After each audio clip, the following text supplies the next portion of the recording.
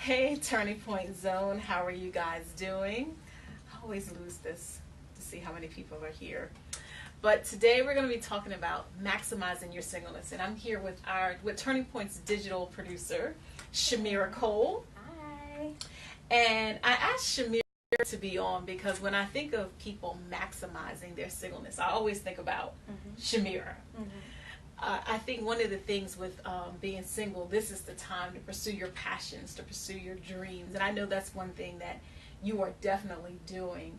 And tell me about, well, I'm sharing for it. Yes, I'm sharing on my page for it. Shimira does social media. She writes. She does producing. She's a filmmaker. But you started really young doing this. Tell me about how you first got started in media. Well, I started when I was in high school. I got a chance to work with ODU, actually. There was a group of kids that started a filmmaking group. So we just went around. They would pick scenes from their favorite movies, and we would try to duplicate this scene. So that was my introduction into filmmaking because I really liked how you could bring like a story to life and what all went into it. So throughout my young adult years, I guess, I started producing in the community. So I just helped different people on their projects. I help people with their talk shows. I help people on their film and short film projects. And eventually when I got a chance to do my own projects, and I did a project that was really big in the Christian community here, was Why We Pray. So I got a chance to produce and direct and write with that, co-wrote it with one of my filmmaker friends. And it set the tone on what I really want to do here, filmmaking and my faith of how I want to do Christian film. Wow. So what do you say to people? Because every time I talk to you, you're like, oh, I'm working on my book. Oh, I'm doing this. Where do you find the time, or how do you organize your time to pursue everything that you're working on? Well, it's called balance. A really good friend of mine told me, because I was doing so many of these things. I like to write, I like to direct, I like to, do filmmaking. And everybody always asks me, what do you like to do for fun? You do that for work. And it's my passion. I love to do what I do for work, And it's all about balance, because you just don't want to lose the sense of reality, building relationships with people and just going out to, just have that natural way of, living. But also just know that after you do your 9 to 5, have an opportunity to, go home and cool down and do what you want to do, which is writing for me. I love to write. So like after I leave work, I have to, get myself in the mindset of I have to write.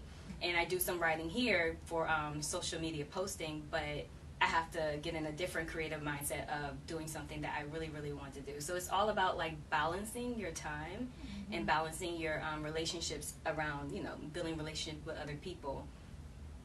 And what do you found? Like, I know, like, I've had friends that get married. You probably have friends that get married. And I just find once you get married, not that your passions kind of diminish, but your attention is to other things. So while you're single, what are some goals that you set out to say, hey, while it's just me and Jesus, what are some goals you set out to do? Well, number one, get stronger in the Word. This is a certain time. This is a time in my life that, I don't really have that many worries or frustrations of people in my space all the time. So this is a time to get stronger in the Word, getting stronger, building that relationship with Christ, and understanding that, certain hardships that I would deal with being single.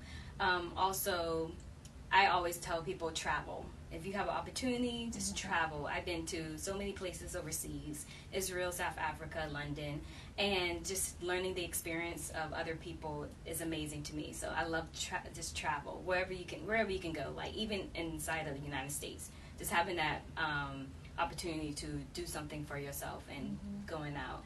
And also just pick up a skill or a passion of yours. Like if you want to be a blogger, or if you want to do something to step out, but you really haven't got an opportunity to do that, then I would say step out and just experience it without having like another person to be like, see, that failed. That's not bringing money in.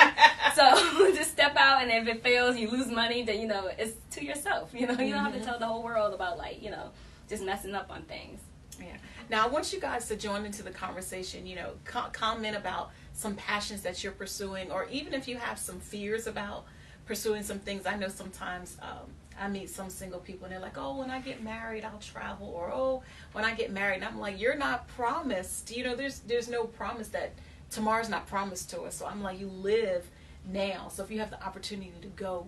If you have the opportunity to, you know, learn another language while it's just you and having that joy. Now, one thing, you stepped out on faith a couple years ago and moved to, we call it the left coast. How was that journey in going out to, you know, to Hollywood and working in the industry? What was it like when you first got out there? Well, I took a leap of faith to go out there to pursue a dream. And I think after college, because when you're in college, you're a baby, then you're like, oh, you can do anything you want to be, and, you know, you can do a lot of things. But when you actually step out and you see the reality of what life is, you know, and, you know, just experience it, it's like when I went there, it was like a lot of things that I haven't seen before, or, you know, relationships, or people, you know, just different personalities. It was kind of a shocker for me. However, I was blessed to get surrounded by Christian people. And that was one thing I would tell anybody. If you move to a different community, or you move into a different, like, area, I guess, just, like, surround yourself around like-minded, you know, Christians, and get involved in organizations that are, you know, believers, because that's what kept me my 4 years living in Los Angeles. So I would definitely say it wasn't a struggle, but it was like definitely a learning curve for me. I had so many opportunities. I am very blessed because I got a chance to work at so many different movie studios, from entry level to, like, even being an assistant at major studios. It was definitely a learning curve, and I'm so excited to have that experience and stuff. And it also brought me closer to, like, my faith as well, because certain situations that you just had to pray through, no one could help you.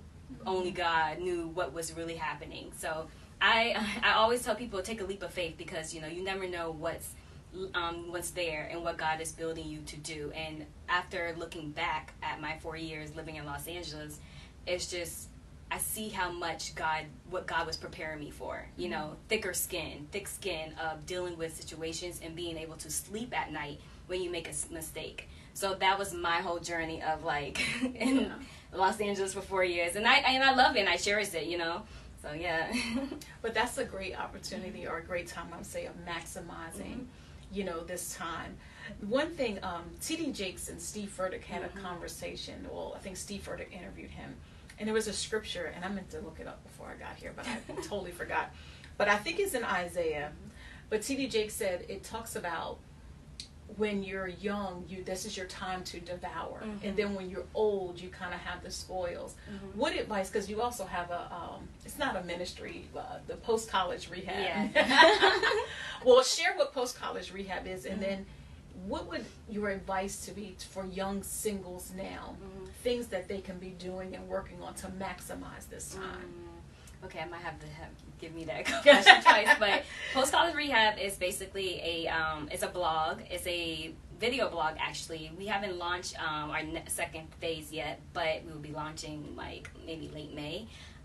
It's basically for college graduates to come and just read about different things, like from career, from finances, from, like, lifestyle.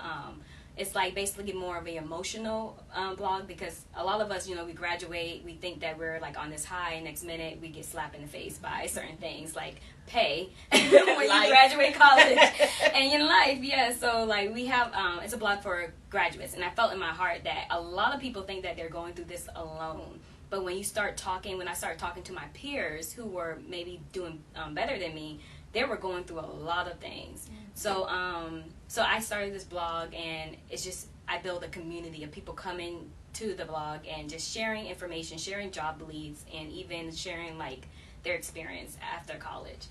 The next part of the question was, what advice would you give to young singles now for this time in your life? Because I know people, you know, you want to be in relationships, you want to get married, but it may not be happening right now. So what are some things, advice that you would give? I would say maximize your time. Like, I mean, I know you might feel lazy, you might feel tired, but this is the opportunity to just run after, go after everything that you want to do. Like, just try anything. If you want to be like a chef, if you want to film a movie, this is the time to do it. Also balance it and make sure that you build relationships and friendships with people, because you never know where those relationships is going to end, like 10 years from now, 5 years from now, 4 years from now. So that's one thing I have learned when I moved to Los Angeles, is relationships are better than, you know, your coworker or work buddy. Like, oh, you only see each other at work. But when you build relationships with people and friendships, then 4 years from now, 5 years, it will go by fast. And next minute, you have like a co-executive producer on your film, because you already build that relationship. So it's all about maximizing your time and just trying new things, a language, like you said. I actually was taking Mandarin classes when I was in Los Angeles, and just, you know, doing different things that just I wouldn't be allowed to do if I had a whole bunch of when I have a kid or something, a child, that I wouldn't be able to, you know, do on my spare time. So yeah. And lastly, like, what advice? I know you said go, you know, deep in the Lord and that. But what is there any other advice you would give on spiritually? Like, I feel like my time with the Lord now is uninterrupted. I can go home, I can spend as much time, I can do whatever I want to do for, and I just say younger people, because you're on the younger end. What would your encouragement to be as far as like pursuing the Lord at this time? Be still. Be still. And it may seem like, oh, come on now, you know, but that's very important, because if you're always, like I told you, go and do things, however, just learn how to be still in the Lord, because we have so much things that's happening in today's world. We got our cell phones, we got the movies playing on the iPad, we got TV, we got people talking, and we're always on the go digitally. But if it's very important to take time at the end of the day to cool down, to, you know, digress, and just, you know, just being able to be still in God's presence. And it's not really more of like being in the Word, being aware, spiritually aware of God and His presence around you. That's very important, because sometimes you just don't know, you can lose that. You know, you just want to be on your cell phone and check your text messages, and the next minute you're like, you know, I need to really be still. So I would say that learn how to be still in the morning and after in the evening when you're, you know, done with like life or work and stuff. Wow. Is there any other maximizing tips you have before we go? No, I mean, just be great, and just know that God is with you, and also just be able to like just balance your time and don't stress. Do not stress and do not become frustrated, because at the end of the day, I have learned that people who are more stressed and frustrated do not go, they're not running as fast as the people who just sleep and they're patient and they're just going with the flow. So always go with the flow and just, you know, thank God for every day and every second. Yeah. And I always say, even like when you went to California, I know financially that was a strain. But I'm like, if it's just you can eat cereal, you can eat bologna sandwiches. Oh, yeah. You can make it. I had cooked for days. And I mean, you could really, honestly, California is not as expensive as what you think. Rent is expensive. But if you want to live there as a single person, you can get away. You can buy groceries for last a month off, like for $50, and that's what I did. Go to certain areas, you be good.